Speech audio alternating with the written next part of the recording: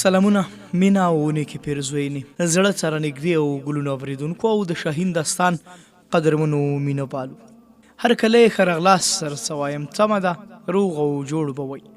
دا د یو ځل بیا درته د شاهین داستان د خپرونې په 26مه برخه کې در حاضر. قدرمنو، د دې داستان وروستی څو برخې پاتې دي. تاسې په تیره برخه کې د دې داستان 25مه برخه اورېدلې وه. هلته مو اورېدلي وو چې میریا یې له ماڼۍ څخه ایستلې وه او سامان او هر څه یې ورته یوې کنډوالې ته غورځولي وو. ربیه او انجیله یې بندیانې کړې وې. ابو داود فردیناند ته د دې د لورګانو د بخلو لپاره یو شرط کېښود چې که بدر بن مغیره ژوندی وي تر موږ به یې رارسوي، او که وژل شوی وي نو ځای ناستی به یې هم وژني. ابو داود د خپلو لورګانو مرګ نه شو لیدلی، نیغ بدر بن مغیره ته ولاړ او د خپلو لورګانو حال یې ورته وویل. بدر چې ورته سخت په غوسه و، خو د دې خبر په اورېدو سره یې یوازې بندي کړ تر څو معلومه کړي چې آیا خبره یې سمه ده او که یا.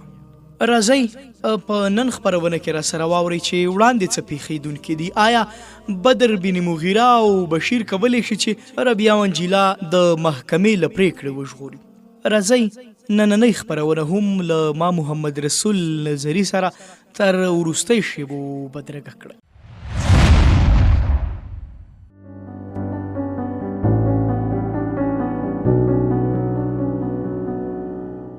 سبا ته بدر، بشیر، منصور او څو نورو افسرانو ناشته کوله چې یو سپی په ویر او وارخطایۍ کوټې ته ورننوت. ویې ویل چې ابو داود په خپله کوټه کې په غولي پړ مخې بېهوشه پروت دی.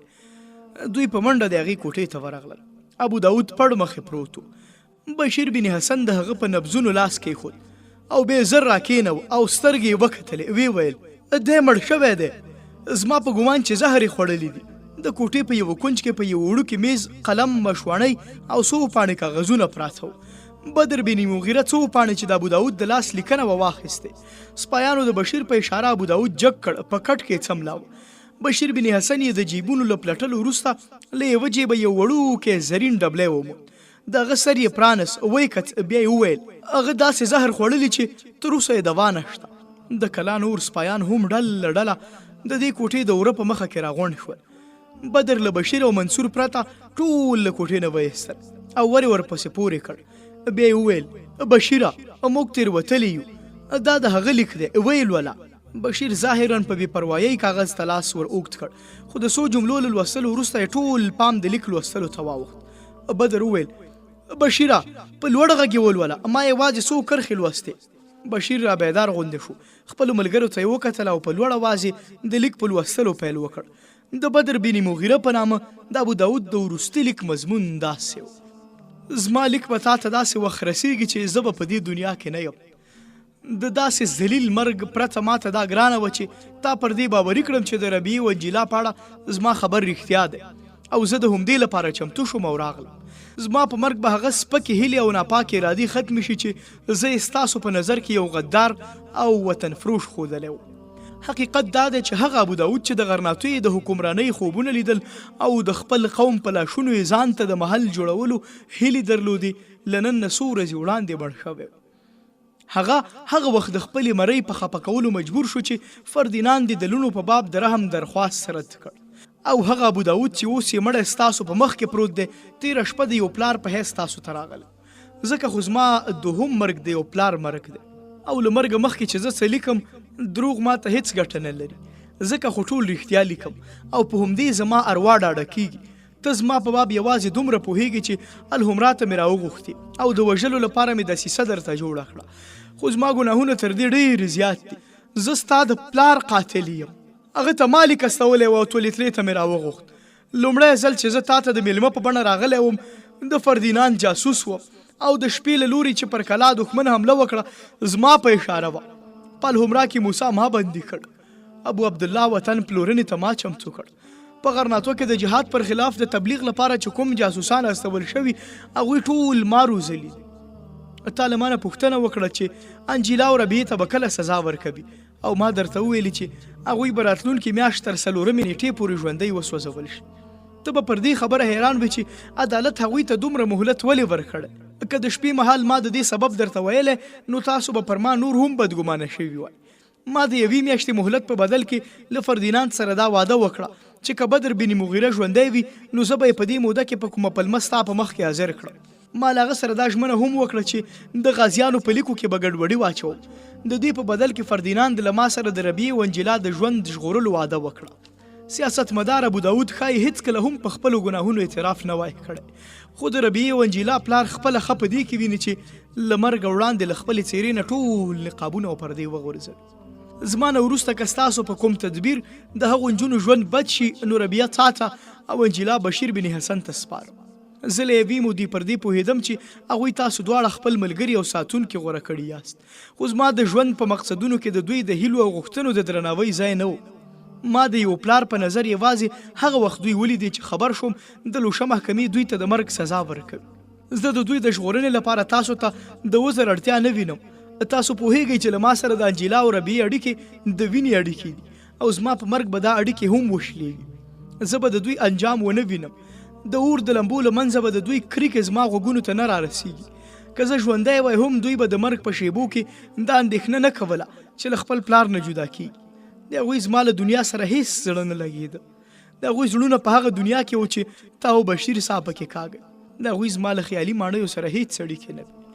د لوشه د والي ماڼۍ په پرېښودو به یې په زړه کې هیڅ خفګان نه وي. د لرګیو په سوځېدونکي انبار کې به دوی یوازې د هغو درو په تصور کې ورکې وي چې د خپلو سرګردانو ارواو لپاره یې د امن ځای بال. دوی به د افق په لور ګوري او وایي به بدره بشیره تاسو چیرته یاست؟ تاسې چې د ژوند د سمندر په کوم تل کې یو بل سره موندلي زما نظر هغه ته نشي رسېده. زه یوازې دومره پوهېږم چې هغوی ستاسو په خاطر په هغه سمندر کې غوټه وهلې. اوس که د دوی د ژوند ډیوه مړه کېدونکې ده سبب یې دا دی چې تاسو له توپانونو سره د لوبېدو هیله ورسره پیدا کړې وه. هغه غیرت چې انجلا او ربیعې د جان مایکل وژلو ته چمتو کړي ستا او بشیر نام و. هغه حوصله چې یوې نجلۍ په کمزورو لاسونو کې د برشې چلول زده کړه. هغه ژبه چې په محکمه کې بغاوت کوونکې وینا واورول ستاسو د خیالونو ترجماني وه. ما ربیعه او انجلا په بندیخانه کې ونه لیدی شو، خو یو سړی چې هغوی لیدلی وي ما ته وویل چې هغوی په خپلو کړو نه پښیمانه وي او نه خفه. د هغوی دا ایمان دی چې که خدای ته یې ژغورل منظور وي نو د اور لمبې به ورته ګلزار کړي. بدر او بشیره تاسو له ما نه ښه پوهیږئ چې د دوی په زړونو کې د ایمان دغه لمبې چا بلې کړي دي. که تاسو د دې ټولو خبرو ذمهواري له اخیستلو نه انکار نه کوئ نو زه وایم چې د ربیعې او انجلا معامله ستا او بشیر معامله ده او ما ته د هغوی په باب د څه اندېښنې او پریشانۍ اړتیا نشته. زه د دوی د ژغورنې مسؤلیت ستاسو پر اوږو در اچوم او په خپله له دې ذمهوارۍ نه ځان خلاصوم. زه دا نشم درته ویلی چې څه وړ یې ژغورلی شئ. دا سوچ ستاسو کار دی. زه د اسپانیې د راتلونکي په باب څه ویل نه غواړم. وخت ثابته کړه چې تر ننه پورې چې ما څه کړي او څه مې په سوچونو کې غلط و. ما د ځان لپاره ګلان غوره کړل او خپل ولس ته مې ازغي وغوړم، خو زما برخه ګلان د فردیناند د لمنې زینت شول. زما لاس او پښې په ازغیو ټپي شول او د ولس انجام ما ته معلوم نه دی. زما سیاست ختم شوی دی. زه د ذلت او نامرادۍ په مرګ مرم. تاسو به زما ځان وژنه د کرکې وړ وبولئ، خو زه نن پر دې حقیقت وپوهېدم چې د عزت مرګ یوازې د هغو خلکو لپاره دی چې د عزت ژوند یې غوره کړی وي. ما د خپلې مېرمنې په باب څه ونه ویل. ما هغه د یادولو وړ ونه بلله. هغې د انجلا د ژغورلو لپاره د ربیعې پر خلاف ګواهي ورکړه. که هغې د عدالت د پرېکړې له اورېدو وروسته زهر نه وای خوړلی نو ما به په خپلو لاسونو د هغې مرۍ خفه کړې وه. د دې لیک په پای ته رسولو ما د ژوند د کتاب وروستۍ کرښه ولیکله. ابو داود.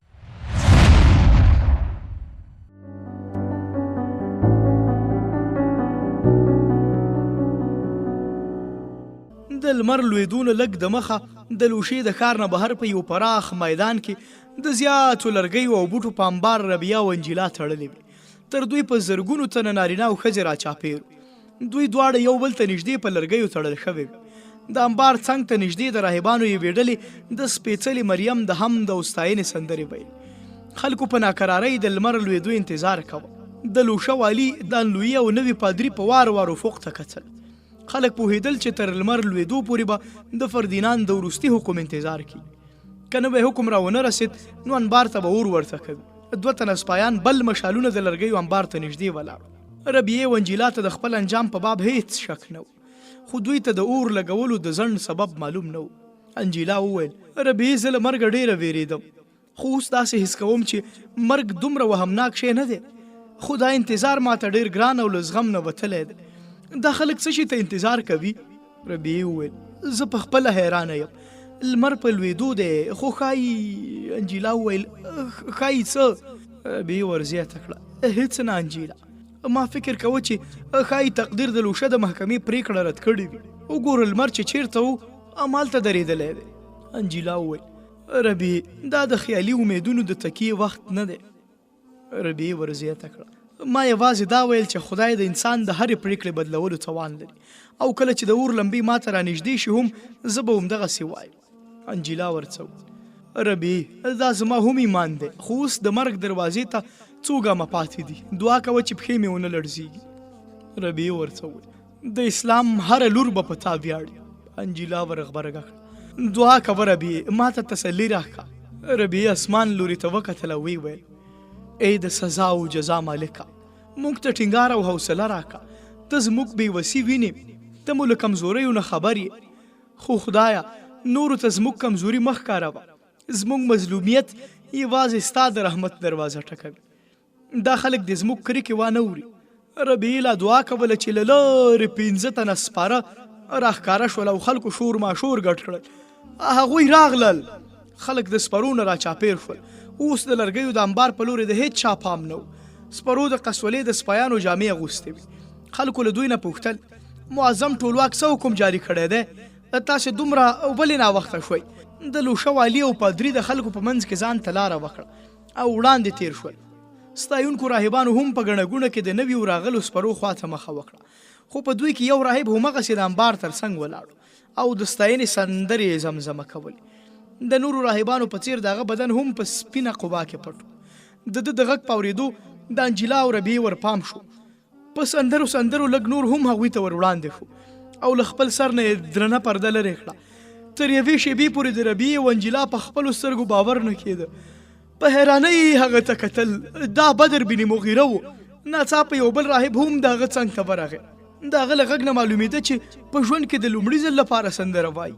هغه له خپل ملګري سره د سندرې غبرګولو هڅه کوله، خو پر دې سربیره به یې کله غږ ډېر خپ او کله ډېر اوچت شو. دا بشیر بن حسن و. د لمر د وروستیو وړانګو سره ربیعې او انجیلا د خپل تقدیر پر اسمان د امید دوه روښانه ستوري لیدل. د زړونو درزا چې لږه راټیټه شوه، نو ربیعې یوې او بلې خواته له کتل وروسته وویل تاسو زموږ په خاطر ځانونه مه وژنئ، د خدای په خاطر ورځئ.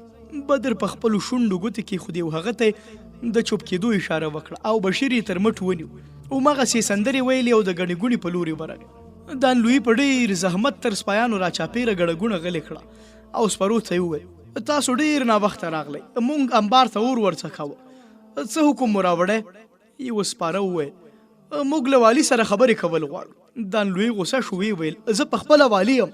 سپاره په ډاډه ځواب ورکړ ټولواک ته عزل کړی، لږ ځنډ وروسته به کاونټ انتونیو له فرمان سره راورسي. هغه موږ ته امر کړی دی چې د ابوداود د لوڼو سزا وځنډو. موږ په بیړه دلته راورسیدو. کاونټ انتونیو به لږ ځنډ وروسته رارسیږي او تاسو ته به د پاچا وروستی فرمان اعلان کړي. دان لویي نږدې و چې بېهوښه شي. خلکو د مایوسۍ په حالت کې کله دان لویي، کله پادري او کله سپایانو ته کتل. بالاخره پادري وویل د ټولواک لیکلی حکم زموږ سره شته دی او هغه دا دی چې که ټولواک د لوشه د محکمې پرېکړه کې د څه بدلون ضرورت احساس کړي، نو نن به تر لمر لوېدو پورې بل فرمان را رسېږي، او که تر لمر لوېدو پورې بل فرمان را ونه رسېدو نو داسې وګڼئ چې اعلی حضرت د محکمې له پرېکړې سره موافق دی. اوس لمر لوېدونکی دی.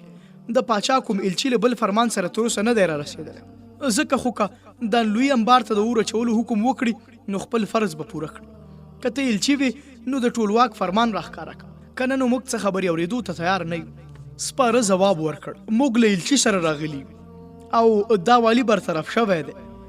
پادري وویل خو تر څو د پاچا فرمان دته نه وي رسېدلی، د هغه په اختیاراتو او صلاحیتونو کې کمی نه راځي. که پاچا سلامت رښتیا اکاونټ انتونیو ته کوم فرمان ورکړی او راستولی وي او هغه په صحیح محل راونه رسېدی شو، د دې مسؤلیت د همغه پر غاړه دی. دا لوی خو د دې مسؤل نه دی. دا لوی ته تر ماښامه د انتظار حکم او اوس ماښام شوی دی. سپاره ځواب ورکړ موږ د دې لپاره راستولي یو چې د هغو نجونو ساتنه وکړئ او موږ به د سرونو په بدل دا کار کوو. پادري او والي پریشانه شول او خلکو ته یې کتل. خلک د دې زغر اغوستونکو سپرو په مداخله خوښ نه وو. ځینې خلکو د ګڼې ګوڼې د احساساتي کولو او پارولو هڅه وکړه، خو د فردیناند پر سپایانو چا د لاس اوچتولو جرأت ونه کړ. کله چې دان لویي د خلکو زیاتره ویرېدلي ولیدل نو له ده سره روغبړ کوونکي سپایي ته یې وویل زه نه پوهېږم چې ته څوک او دا خبرې دې څومره صحیح ده. زه لږ نور انتظار کوم، خو که ستا خبر دروغ شو نو د بدترینې سزا لپاره ځان تیار کا. کاونت انتونیو د قرطبي والی دی. زه نه پوهېږم چې هغه دلته د څه لپاره راستوي او که ما کومه غلطي کړې چې برطرف کېږم. سپاره ځواب ورکړ امکان لري پاچا سلامت ابو داود ستا په اړه شکایت کړی وي. په هر صورت تر لږ ځنډه به دا معامله سپینه شي. کاونت انتونیو را رسېدونکی دی. تر هغه وخته به موږ په انبار پیره کوو. کاونت انتونیو دا اندېښنه ښکاره کړه چې خلک په احساساتو رانشي او له بندیانو سره به بد چلند ونه کړي. دان لویي وویل د انبار شاوخوا زما د سپایانو پیره کافي ده. سپاره وویل که کاونت انتونیو د انبار په شاوخوا کې د خلکو دومره لویه ګڼه ګوڼه وګوري پر موږ به غوسه شي. دا به غوره وي چې خلک لږ لرې شي. دان لویي ډېر تندخویه سړی و، خو د خپلې برطرفۍ د خبر په اورېدو یې جوش او ولوله سړه شوه. هغه په زړه کې په وار وار له ځانه پوښتل چې ولې برطرف کړی دی، له ده نه څه ګناه پیښه شوې ده، ده ته د شاندارو خدمتونو دا بدله ولې ورکړه. د ده په ګمان د ملکې ازابیلا سپارښت د ابو داود جادو ماتولی شو او غوښتلي والوزي او زر تر زره ملکې ته ځان ورسوي. او کله چې سپرو د نیزو په ځلولو سره خلک د لرګیو له انبار نه په شا کول د هیڅ مزاحمت ونه کړ. او چې د والي په مزاج کې پادري دا بدلون ولید د هغه غوسه هم تر ډېره حده سړه شوه. اوس هغه په خپلو خبرو پښیمانه او د سپایانو په شاوخوا کې به ګرځېده. هر یو ته به یې په وار وار ویل ګورئ که تاسو د کاونت انتونیو لیکلی حکم راوړی وای نو داسې خبرې به نه کېدل. په هر حال اوس به هغه راورسېږي. تاسو هغه څومره لرې پرېښود، ډېر ځنډ شو. اوس خو هغه د سپوږمۍ هم لوېدو ته نږدې ده. هغوی چېرته لاره نه وي غلطه کړې. هلته دان لویي په خپله پر خلکو په ډکې کولې او شاته یې شړل. د څلورمې شپې سپوږمۍ خپل لنډ مزل وهلی او ورو ورو یې د شپې تیاره زیاتېده. بدر بن مغیره او بشیر بن حسن د راهبانو په جامه کې تر انبار را څاوېدل. د ښار کوټوال هم په ډېرې هوښیارۍ د لرګیو تر انبار چکر واهه. بدر بشیر ته وویل ته د ده پام ځان ته واړوه، ما ته هوښیار سړی ښکاري. بشیر ور وړاندې شو. کوټوال ته یې وویل دا څومره د افسوس خبره ده، تر اوسه پورې د کلیسا پرېکړې او محکمې دومره سپکاوی نه و شوی. مشال لرونکي هم سپرو له انبار نه لرې شړلي وو. ځکه خو کوټوال د خپل مخاطب څیره صحیح نه لیدله. پوښتنه یې وکړه ته څوک یې؟ بشیر را سنبال شو. ویې زه د تولیتلې د عبادت ځای راهب یم. کوټوال ورته ویل دلته څه ډول راغلی؟ بشیر وویل زه شبیلې ته روان وم، دا تماشا مې چې ولیده راوګرځېده. دا شبیلې پادري زه د علاج لپاره ورغوښتی یم. ما له تا نه دا پوښتل غوښتل چې که پاچا حکم ورکړی وي نو د داسې درانه جرم په اړه د کلیسا محکمه خپله فیصله بیرته واخلي. کوټوال ځواب ورکړ کلیسا ته د خپلې پرېکړې اخیستلو ضرورت نشته. پاچا به په خپل فرمان دا پرېکړه منسوخه کړي. بشیر وویل دا به د کلیسا سپکاوی وي. کوټوال ور زیاته کړه پاچا د کلیسا په درناوي تر موږ ښه پوهېږي.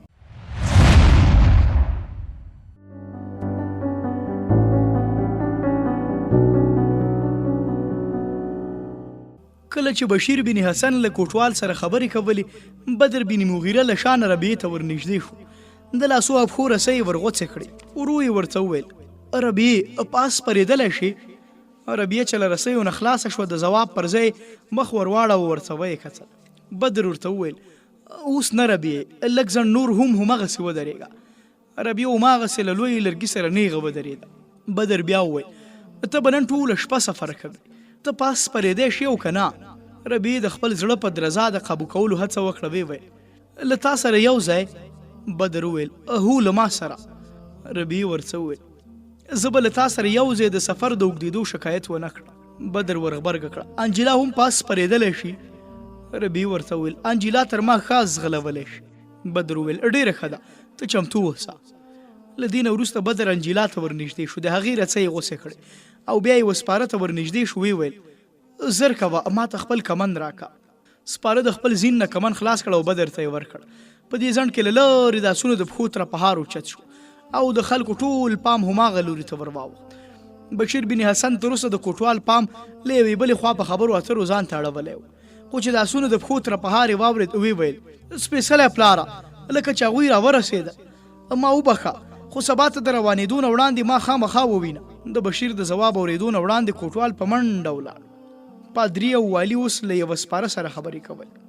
والي ویل ما ته داسې ښکاري چې له کاونټ انتونیو سره پوځ را روان دی. سپاره وویل له هغه سره به د 500 تنو په شاوخوا کې وي. پادري وویل مګر زه د دومره کسانو د راوستلو په وجه ونه پوهېدم. بدر ور وړاندې شو ویل د دې سبب زه درته ښایم، زما سره راځه. پادري وویل ته څوک یې؟ بدر وویل ته ما نه پېژنې؟ پادري ورته وویل په تیاره کې د څېره سمه نه وینم او ستا غږ هم ماته پردی دی. بدر وویل سپېڅلی پلاره، زه به لومړی تا ته یو ضروري خبره وکړم، بیا به تا ته د څه پوښتنې کولو ضرورت پاتې نه شي. پادري وویل نو هغه څه خبره ده چې ته یې د والي دانلوي په مخ کې ماته نشي کولی؟ بدر وویل له هغه نه به بیا وروسته معذرت وغواړم، ته راځه زه یوازې تا ته یو مهمه خبره کوم. بدر پادري تر مټ ونیو او هغه زړه نازړه د پریشانۍ په حالت کې ورسره روان شو. څو ګامه وړاندې بشیر ولاړو. بدر چې ولید ور نږدې شو. پادري وویل هغه خلک را نږدې شول. او وایئ څه وایئ؟ زما مټ پرېږدئ. بدر د هغه مټ په خپلو اوسپنیزو پنجو کې کلک کړ. وویل چوپ اوسه. تر یوې شېبې پورې د پادري حالت خراب شو. بدر بشیر ته وویل دا بوزه او دا رسۍ هم در سره واخله، له دې نه نیمایي د والي لپاره پرېږده، اوس هغه هم راوله. پادري د شورماشور هڅه وکړه خو د بشیر خنجر یې چې خپل شارک ته نږدې ولید له خولې نه یې څه غږ ونه شو وتلی او د بشیر په مخ کې چوپ روان شو. د آسونو د پښو غږ اوس ډېر را نږدې شوی و.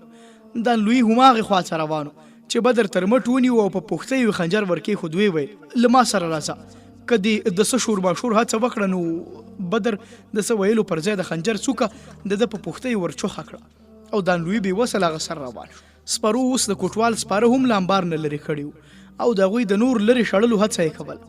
هغوی ګړندي له امبار نه راڅرخېدل او د کوټوال سپایان به شاته تلل. د آسونو له ټکر نه یې ځانونه ژغورل.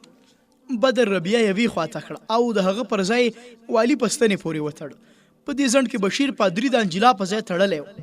له بله پلوه 50 تنه چې ګڼې ګوڼې ته نږدې شول د تکبیر نارې یې اوچتې کړې او ګڼه ګوڼه یې د نیزو په څوکو له مخې نه لرې کړل.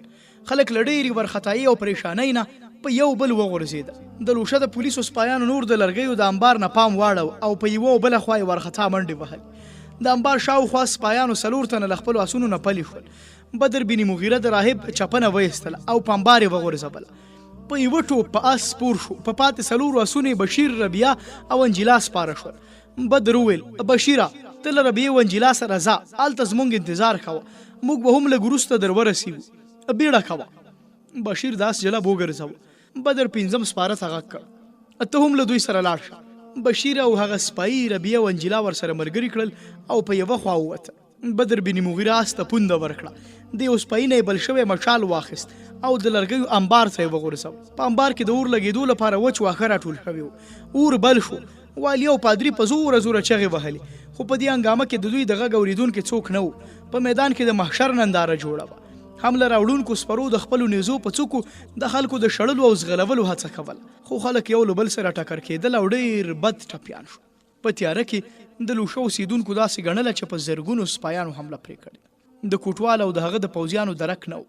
ځینې خلکو د اور په لمبو کې په امبار کې د پادري او والي څېرې وپېژندلې خو چا د دوی د ژغورلو او مرستې ضرورت احساس نه کړ. لږ ځنډ وروسته میدان خالي شو. بدر د سپرو له منظم کولو نه وروسته وویل زموږ کار پای ته رسېدلی. د بیرته ستنېدو لپاره موږ ته د تازه نفس آسونو ضرورت دی او په لوشه کې د آسونو کمی نشته. موږ باید په 1 ساعت کې دننه بیرته ستانه شو. آیا تاسې چمتو یاست؟ د منصور بن احمد غږ واورېدل شو. موږ تیار یو. بدر وویل راځئ.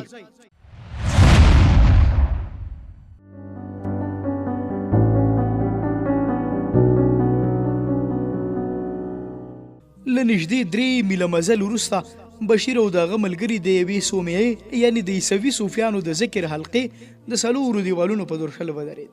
2 تنو راهبانو په دروازه کې د دوی انتظار کوه. هغوی بشیر بن حسن وپېژنده. دننه یې چاته د دروازې د خلاصولو غږ وکړ.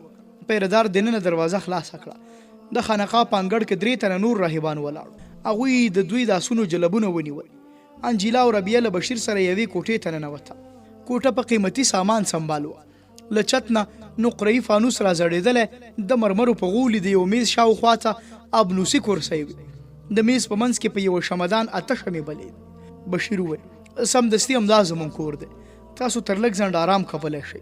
انجیلا په وارخطایۍ وویل په دې خانقاه کې بشیر په مسکا خپل کوټ وویست او یو لور ته یې وغورځاوه. ویې ویل دا خانقاه له تېرو 3 ورځو راسې زموږ په واک کې ده. دا راهبان چې تاسې ګورئ زموږ خپل خلک دي او د خانقاه اصلي اوسېدونکي د پاسني پوړ په یو کوټه کې بند دي. تاسې به وږي شوي یاست.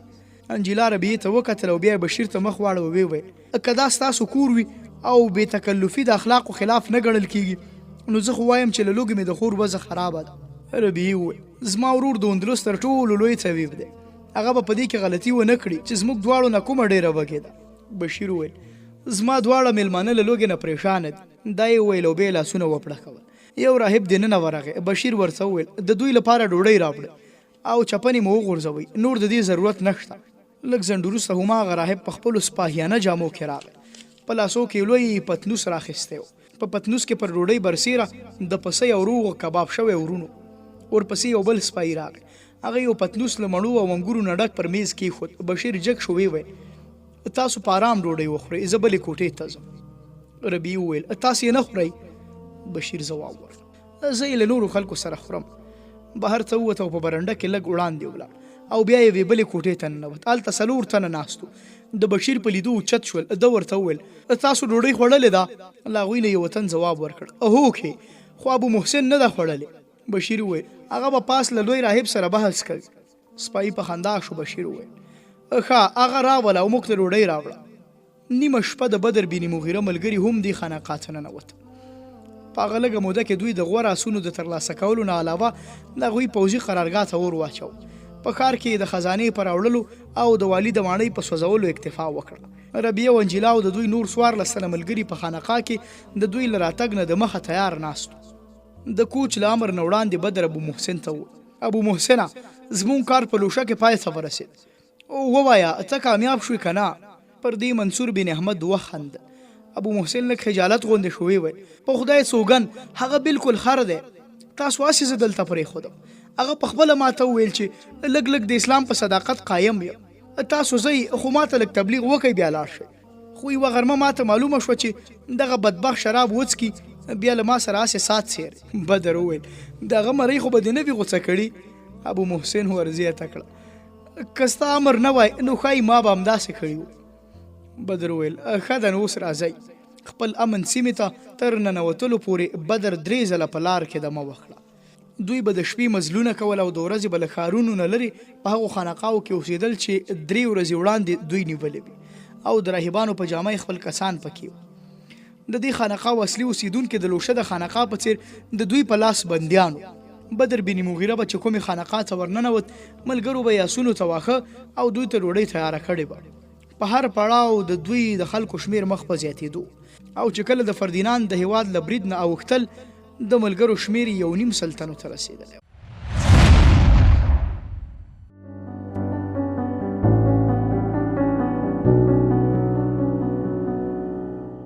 قدرمنو او زړه ته رانږدې ګلونو دوستانو د شاهین داستان قدرمنو مینهپالو د شاهین داستان 26مه برخه هم دومره وه. هیله او تمه د پام وړ مو ګرځېدلې وي. سبا چې یو ځل بیا زه د همدې داستان په 28مه برخه کې ستاسې قدرمن حضور ته در حاضرېږم. محمد رسول نظري له تاسې اجازه اخلم. پاک الله مو مل شه ښاد او آباد اوسئ.